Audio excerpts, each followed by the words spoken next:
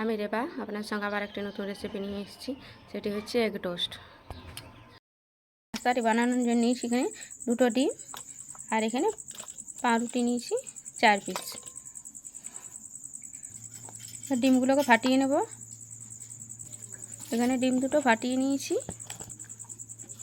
অল্প এর মধ্যে দিয়ে দেবো লবণ আর অল্প হলুদ গুঁড়ো। এবার এটাকে ভালোভাবে ফেটিয়ে নেব।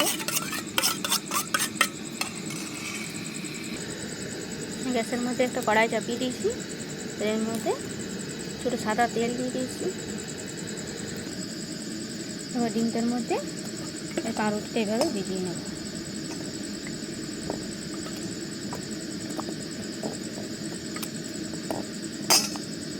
দিয়ে এভাবে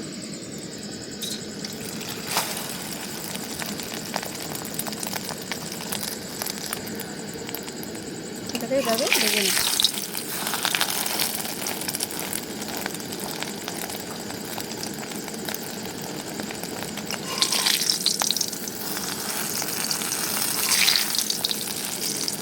এটা ভাজা হয়ে গেছে, এবার এটাকে তুলে নেব।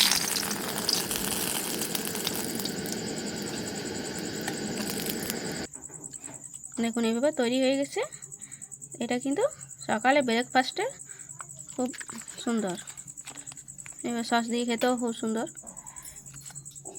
এবার বাড়িতে বানিয়ে খাবেন, অবশ্যই ভালো লাগবে। ভালো লাগলে অবশ্যই একটা লাইক কমেন্ট শেয়ার করে যাবেন।